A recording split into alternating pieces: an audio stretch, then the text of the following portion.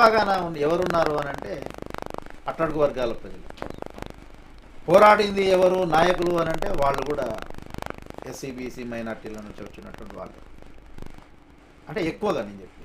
కానీ గుర్తింపు విషయానికి వచ్చేసరికి వాళ్లకు సరి అయిన స్థానం లభించలేదు. అంటే వీళ్ళని కేవలము కూరలో కరివేపాకు లాగా మాత్రమే వాడుకునే అటువంటి సంస్కృతి ఈ దేశంలో ఈ రాష్ట్రంలో ఉండడం అనేది దౌర్భాగ్యమైనటువంటి పరిస్థితి. సదాలక్ష్మి గారు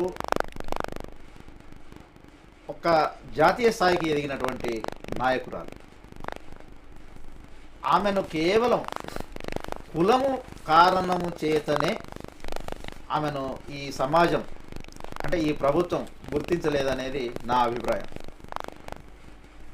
ఆమె అట్టడుగు వర్గం సమాజంలో ఏదైతే ఇతర ప్రజలు ఆరోగ్యంగా ఉండాలని కోరుకొని ఏదైతే పని చేస్తారో మేతరి అని అంటే స్కావెంజర్స్ ఫ్యామిలీస్. సో అటువంటి కమ్యూనిటీస్ నుంచి వచ్చినటువంటి సదాలక్ష్మి గారు సమాజాన్ని ప్రక్షాళన చేయడం కోసం ప్రయత్నం చేశారు. అంటే ఇప్పుడిప్పుడు మనకు లేటెస్ట్ టెక్నాలజీస్ వల్ల ఈ స్కావెంజర్స్ సిస్టమ్ అనేది తగ్గిపోయింది. అంటే చేత్తో చేసేటువంటి పని.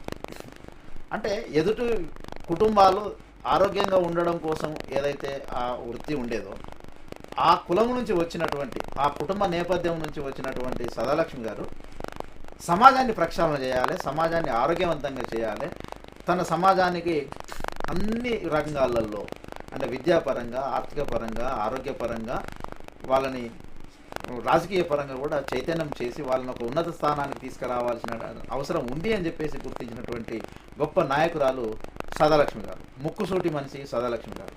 సదాలక్ష్మి గారి ముక్కుసూటితనం వల్లనే మిగతా నాయకులందరూ కూడా వారి దగ్గరికి వెళ్ళకపోవడం కానీ, వెళ్ళిన వారిని గుర్తించకపోవడం కానీ ఈరోజు జరిగిందనేది నా అభిప్రాయం.